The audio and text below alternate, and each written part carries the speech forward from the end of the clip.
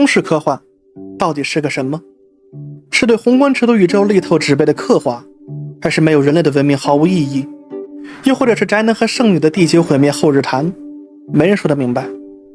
但我相信大家都有一个起码的共识，这个中式科幻它哪怕是坟头里的老祖宗借尸还魂大战封建贵族，也不能是某某折叠和某某堡垒电影版这种狗屁不通的东西。这就好像你认为猿象征着中国游戏的崛起，他认为猴才是中国游戏的希望，但你们一定有个共识，代表中国游戏的至少他妈的不能是陌生。那么有没有这么一样东西，它既是一又是万，既是某某堡垒又是陌生？屏幕前的你一定开始发笑，哪会有这么恐怖的东西啊？但是不好意思，还真有。如果说某某堡垒的电影版是想把中式科幻的门关上，那么它就是想把门焊死的同时还妄图用扳手来给你一下。女士们先生们，有请我们今天的主角红一点。大家好啊！突然发现视频还没有叠加，这里补充几点关键声明：一，本视频内展示的很多情况并非孤立，但由于篇幅限制，我们也没有办法把每一个案例都做进视频里。各位如果想要进一步了解，可移步评论区查看长文。如有疑问，也欢迎通过评论区、私信等方式联系我们，看到的话会尽量解答。二，为确保遵守法律法规与社会公序良俗，本视频将尽可能避免泄露他人的个人信息，哪怕这些信息均是通过合法渠道获取的。三，本视频力争做到有理有据，我们所提及的内容均有证据作为支撑，若需进一步查询，请参考第一条路径。好了，就这样。不知各位是否在站内刷到过这个视频？没错，这就是我们今天的主角，所谓的中式重科幻 FPS 红一点的演示 demo。 我相信不乏有人在出观该视频后是心潮澎湃的。而他的团队在视频自称的用4年时间构建了一个涵盖600年历史的大型科幻世界观，与红苏式设计局那中德俄各国精英组成的强大阵容更是让你兴奋到扯旗呀！看呐，这就是我们崛起的中式重科幻 FPS。 你们有这样的 FPS 吗？ Oh my god! Wow! 然后在某个孤独的夜晚，你又点开了这个弹幕视频，想用国产 FPS 崛起所带来的那份心潮澎湃温暖自己寂寞的内心。细看之下，你惊奇地发现这整段也是 demo 充斥着一股怪味儿。这些素材为何如此眼熟？点手机以后怎么怪怪的？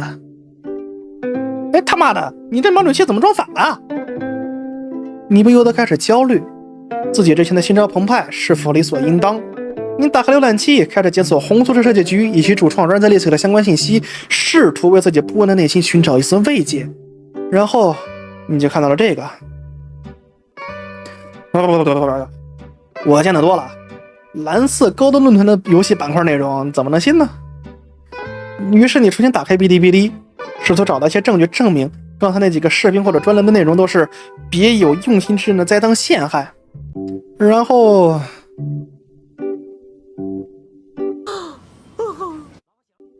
你不再焦虑了，你开始陷入了自我怀疑，国产 FPS 是否就此崛起了？又或者这一切只是一场如陌生般的互联网闹剧？怀疑就像一颗种子，在你的内心深深扎下了根，直到你点开了这个视频。而现在我们可以直言不讳地告诉你，所谓的红一点只不过是红苏式设计局及其主创 Ranzalisk 为避免石头打劫，我们简称 ROK 虚构出来的薪水单或者一力神。他们通过宣传虚假游戏项目，以示范游戏、社区发展等为诱饵，诱导新加入者支付一定的入门费用，或者购买虚拟产品，比如说社区身份牌等，从而形成了一个复杂的层级性欺诈网络，并且让参与者通过进一步推广和吸引更多人加入来获取收益。本质上和如今这类直销没什么区别，而同样的，这种模式注定了大多数人最终会因为无法实现预期回报而遭受经济损失。而接下来我们将拿出证据，揭开红一点虚假的面纱，把他的底裤好好的晒个明白。回到刚才所说的 demo， 经考证，此视频实为使用大量虚幻商城中的公有素材与少量自制内容所拼接而成的一段长 1.5 分钟的虚假游戏演示。如前文所述，这段演示中存在着瞄准器建模颠倒、怪物动画不协调、集中特效几乎完全缺乏等严重的问题。而该视频的评论区置顶里非但没有提供对游戏实际可游玩内容的介绍，反而通过情绪化的表达来误导观众。这些华丽的词藻背后并没有任何实质性的内容，创作者的满腔热情只体现在向观众兜售这一激动人心的故事身上，并没有展现出与之相匹配的行动以及成果。当然，经常网上冲浪的大家都知道，当一个创作者每天干的最多的事情不是埋头于工作当中，而是发鸡汤、跟人对线，在派里开挂，那他端出来的只会是一坨连包饺子都不如的东西。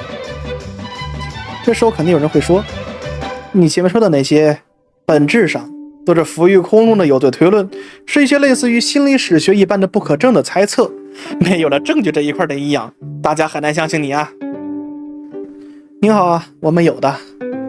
首先是素材方面，红宿舍设计局曾大量使用虚幻商城中的素材，并声称这些素材为其原创作品。诚然，在游戏开发过程中使用公素是一种非常常见的现象，但需要注意，其本身也需要符合一系列创作规范。声称公素本身为其原创作品的行为很明显是不合规矩的。红宿舍设计局多次违反这一原则，将购买的素材宣称为其原创作品。比如说，在2023年11月4日，其在 B 站投稿的视频《红雨点众筹大会开发进度：我们的架空武器设计体系与红雨点开发日志1架空世界与武器设计》这一文章，以下简称开发日志1，里边呢屡次触犯了这一红线。其中，在文章中的诸多言论在明显暗示这些模型为他们原创设计制作，而非共有素材。但根据调查发现，那些所谓自制的模型资产均来自虚幻商城用户 Team Bear Code 所制作的素材 Ultimate FPS Weapons Pack。 两侧对比可知，红一点枪械设计宣传视频中的枪械，无论是从整体设计结构还是贴图细节，包括但不限于漫反射贴图、粗糙度贴图、法线贴图等，均与 Team Bear Code 的作品完全一致。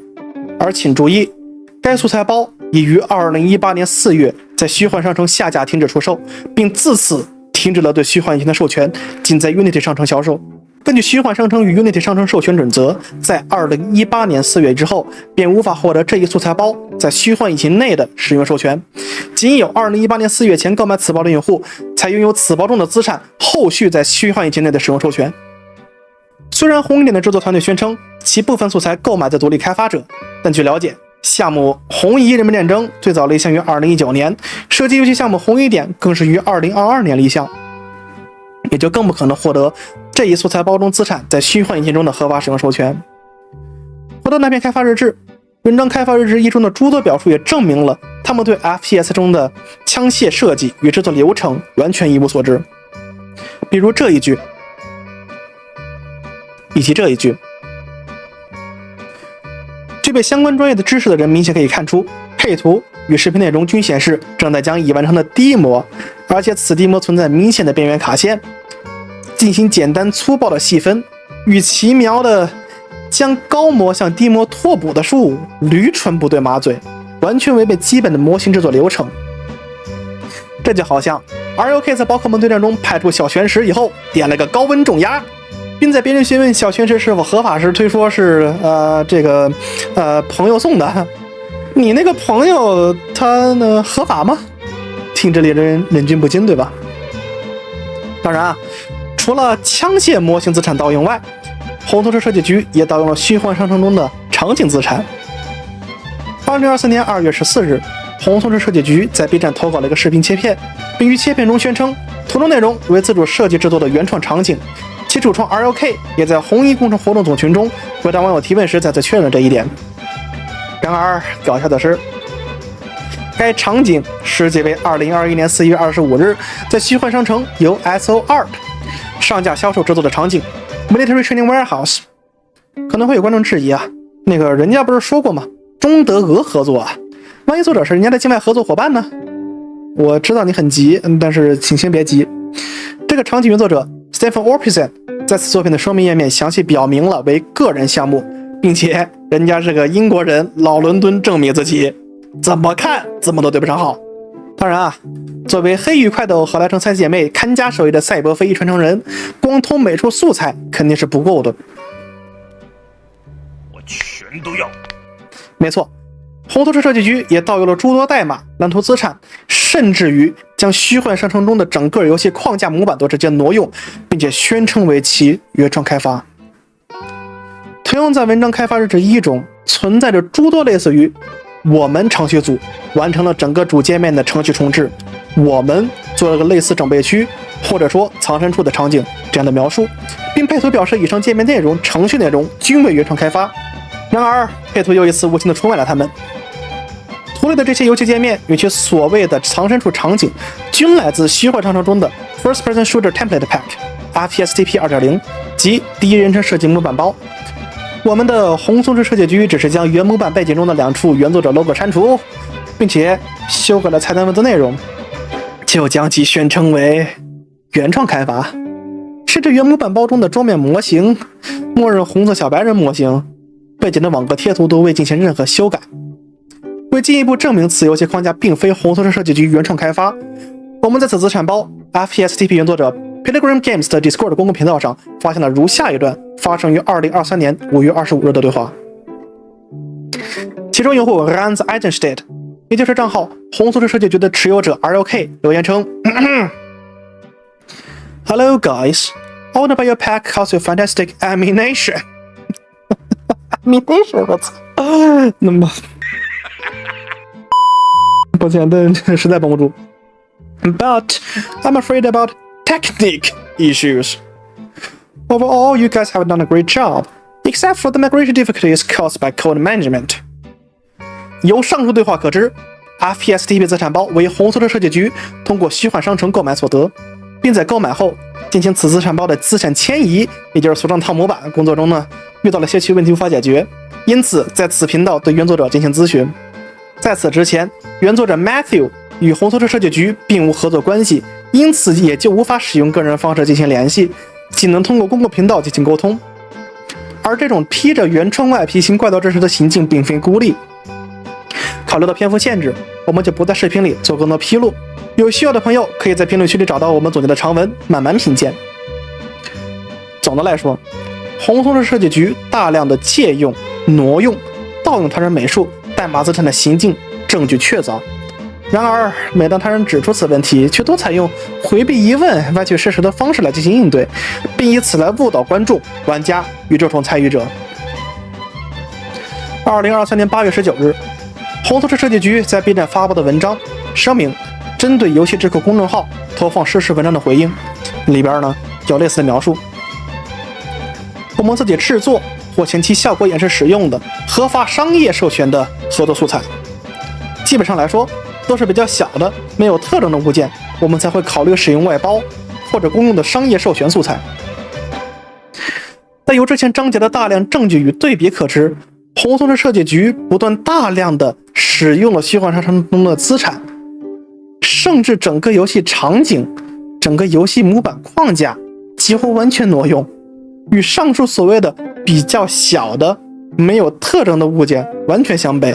还大言不惭地宣称这些资产为其原创制作。你这个原创也是陌生那种你觉得你是游戏开发者的那种吗？机器国王曾言，我不是退役了，只是没人要了。而显而易见的是，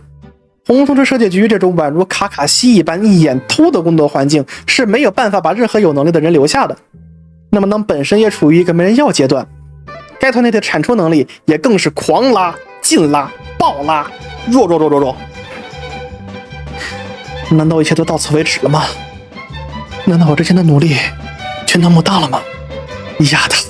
包空的开动的起开了吗？至此危急存亡之际，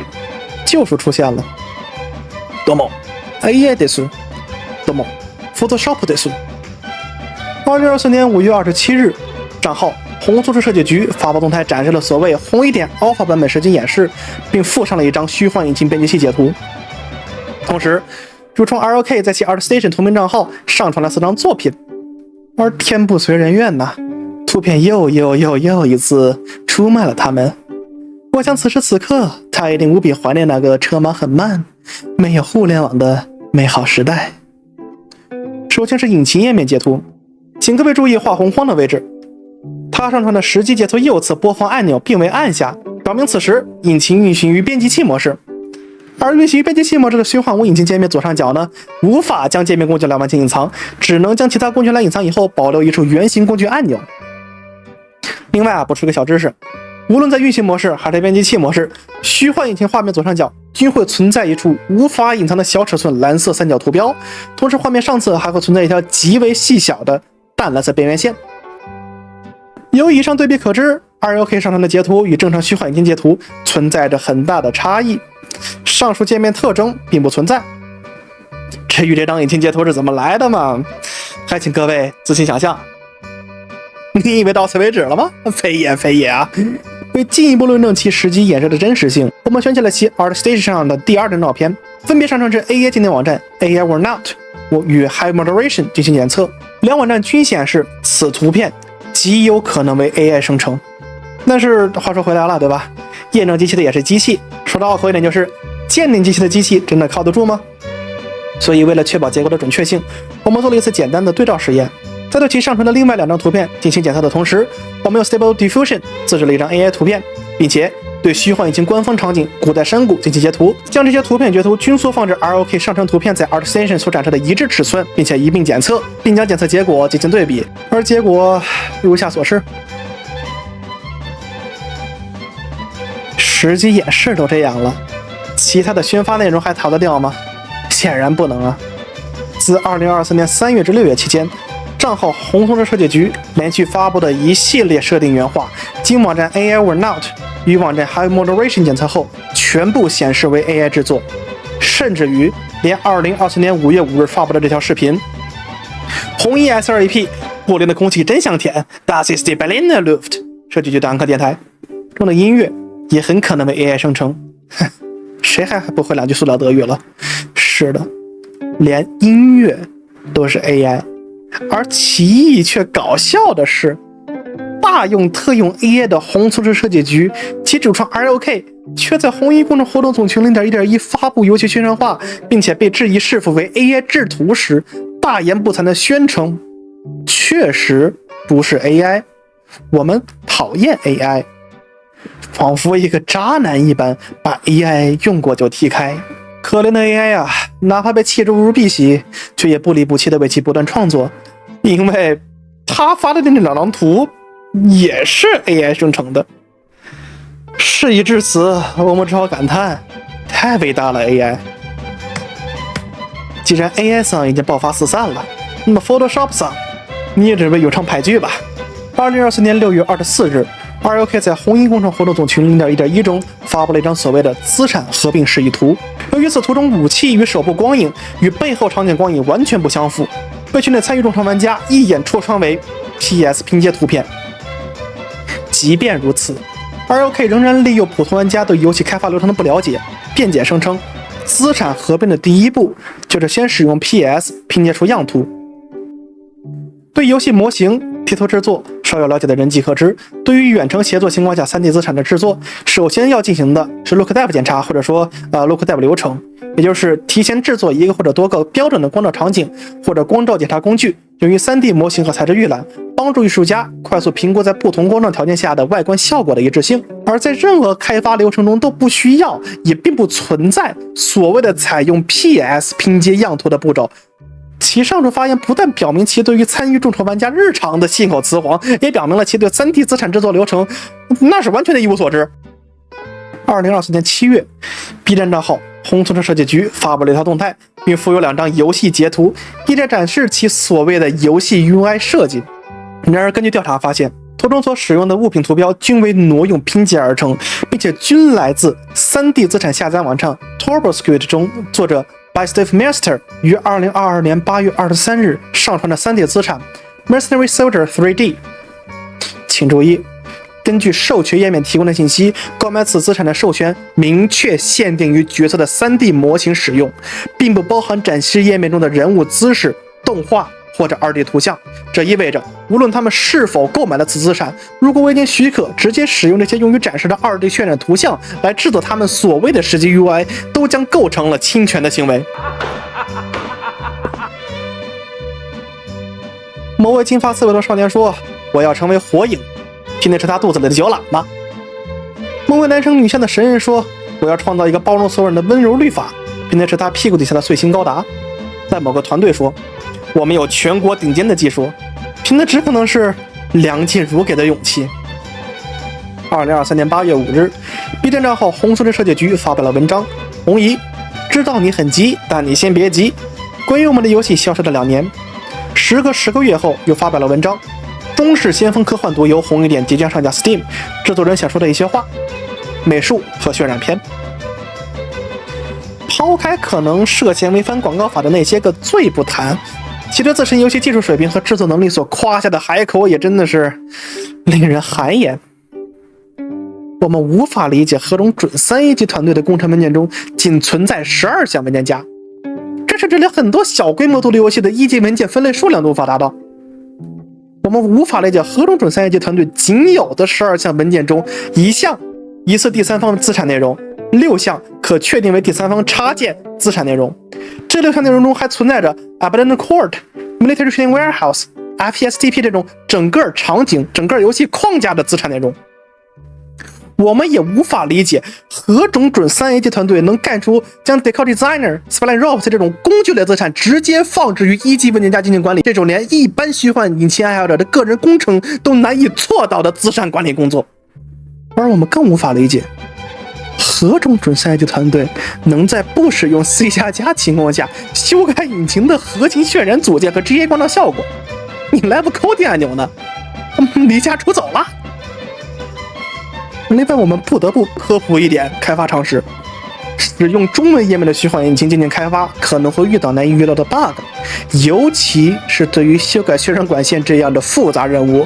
这他妈是连道场小鬼不是连入门开发者都知道的事情，好吧？正所谓龙生龙，凤生凤，老鼠儿子会打洞。孩子的个人素养和道德水平很大程度上是受其父母影响的。那么问题来了，教育出红酥车设计局与红一点这2个不知所谓的孩子的伟大家长，我们的 ROK 先生又有着怎样的惊世智慧呢？请看大型纪录片《ROK 传奇》。在对红酥车设计局和红一点独立游戏项目的调查中，我们发现其主创 ROK 可能存在身份和履历造假的行为。在与他人的交流中，此人虚构了包括广州美术学院、清华大学、CD Projekt Red 也就是 CDPR 前员工，以及逃离塔科夫项目组前战斗策划等身份，并利用这些身份和履历骗取他人对其信任。例如其在某社交平台化名唐朝阳，并注明为清华大学。然而这些身份与其已知的身份信息、教育和职业背景完全不匹配。当然叠个甲，由于相关证据涉及相关人员隐私以及 ROK 的个人隐私，而且截至目前为止没有证据显示这些行为导致了其他人的经济损失，哪怕相关信息均是通过合法渠道获取。我们依旧选择不对具体细节进行公开，本段内容仅作为开胃菜，以及对众筹参与者和相关人的提醒，旨在提高对此类行为的警觉。如果一个人连自己的身份都需要伪造，那么他言论的真实性显然也是值得怀疑的。2023年10月18日至25日 ，B 站账号红酥车设计局先后发布了多条包含照片的动态，这些动态试图展示 ROK 及其红一点项目受邀参加了第81届世界科幻大会，而他本人更是作为被邀请方代表，同其他3位嘉宾展开了交流，并且独立游戏项目红一点及其世界观受到了与会嘉宾与观众的喜爱。为求证其参加世界科幻大会一事是否属实，有人联系到了中国著名漫画家沈美克老师，其正是成都世界科幻大会科学幻想的游戏世界主题沙龙的受邀嘉宾。根据沈美克老师的回复，我们不难得出结论 ，ROK 本人不但冒充受邀嘉宾，他存在扰乱会场秩序、夸大事实、虚假宣传的严重行为。任何一个人一旦沾上 ROK， 都会有一段不那么愉快的经历，而我们亲爱的沈美克老师也不例外。在2022年10月17日 B 站账号红松社设计局发布了一条动态，称中国著名漫画家沈北克已与红衣项目开展了合作，并且在动态下方附了一张完成度并不高的人物设定漫画图。同时在其社区的运行白皮书、社区聊天记录中均多次宣称红衣相关漫画均会由沈北克进行主笔。直至2024年7月5日，社区运营成员向其他人转达 ROK 话语时，仍旧宣称漫画会由沈北克主笔。然而，我们在向沈北克老师求证后得知，红衣点仅与沈北克存在简单的非合作性质交流，其所展示的人物设定经确定系沈北克放弃合作意愿后所留弃案，因此红衣点与沈北克开展漫画相关合作一事纯属子虚乌有。以 ROK 为首的主要运营人员对此事完全知晓，但仍在宣传材料中使用沈北克合作等相关话术。而同时，红衣点项目投入漫画创作的资金仅为数百元，与其在爱发电众筹中宣称将投入的13000元相去甚远。而这里顺便也需要向大家科普一下，国内的绝大多数会展，包括但不限于北服、贸南、广交、中建博这样的高规格国家级会展，一般都不存在什么较高的准入门槛，也就是说，只要按照流程完成申报，就大概率能够获得入场参观资格。也希望大家提高警惕，不要被参加会展这种名头忽悠到。正如伊扎里斯的魔女创造了混沌温床，孵化出无数的大屁股一样，红松社设计局与红衣点这两个畸形贵物的诞生，亦与 RLK 注册的上海红松石网络科技有限公司脱不开干系。2021年10月，RLK 在其 B 站账号发布多条动态，宣称独立游戏《红夷人民战争》及其后续相关内容将会以公司名义进行运营，同时红夷世界观及其衍生游戏、剧集、漫画等内容的开发并且发布行为也停止以个人名义展开。为了刨根问底，在某位热心网友贡献出了他的企查查会员账号后，我们得以查证，上海红松石网络科技有限公司成立于2021年9月15日，认缴注册资本为100万，法定代表人、执行董事、实际控制人均为 RLK。其企业注册所使用的电话、邮箱注册地址均为公共注册地址，而通过电话、邮箱、线下地址均无法成功联系到其本人。根据以上信息可初步推断，该公司应该是挂靠孵化器而注册，并且长期无人问津。而接下来的内容则印证了我们的猜测。根据2022-2023年年度报告中显示，其企业所缴纳的五险人数居然是0耶，即包括公司实际控制本人在内，此公司自成立以来无任何人交纳过五险。也就是说，要么并无员工与此公司工作，要么该公司所提交的年度报告造假。而根据上海市闵行区市场监督管理局于2023年公开的行政处罚决定书，我们得以了解，上海红松石网络科技有限公司自开业以后自行连续停业6个月以上，并于2023年5月10日吊销营业执照。此处罚决定书表明，上海红松石网络科技有限公司自2021年9月到2022年3月期间，并无任何的实质运营行为。伊扎里斯猫女创造的混沌温床，无论曾经如何强盛，活着江西以后，